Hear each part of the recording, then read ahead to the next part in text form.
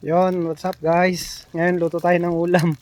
So, update ko lang kayo sa niluluto ko. Ito siya. Oh. Yan. Yung ating daing. Ayan na siya. Yan, kung natatandaan nyo yung una nating video na mga hinuli namin na maliit na isda. Eto na siya. Pag nadaing na. So, yun.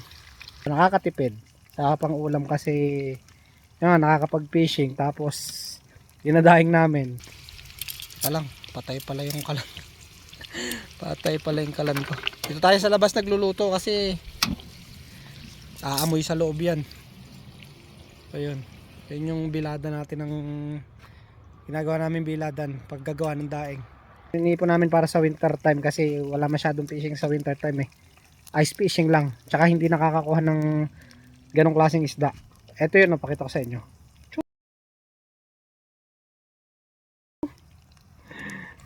Yung daing na to, masarap to pang partner sa mga gulay. Like mga ginisang gulay. Tapos meron kang ano, suka na yung may timpla. Ayos na ayos yun. Mapaparami kayo ng kain dito. Palutungin lang natin ng konti. Libre na ang pang-ulam. Nga lang, baka magalit kapitbahay natin eh. Kasi, ang bango eh. Yun, luto ng ulam natin. Daing na yellow perch. Kain na tayo. Sarap na yan. Suka lang katapat nyan. Tapos kanin lamig.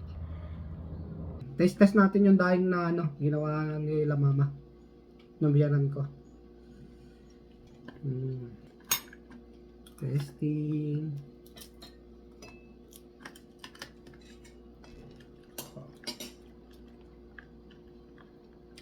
Testing. Itong. Ayun, squatty.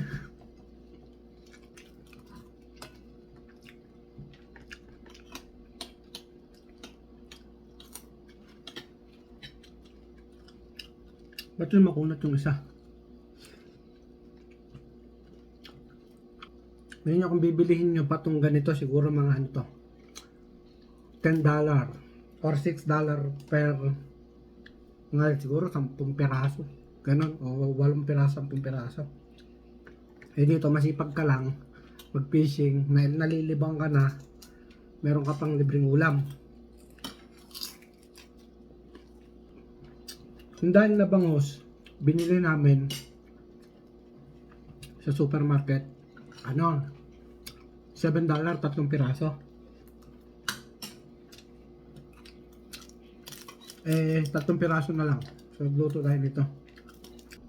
Ang tama-tama yung pagkakaprito. Oh. Yung focus.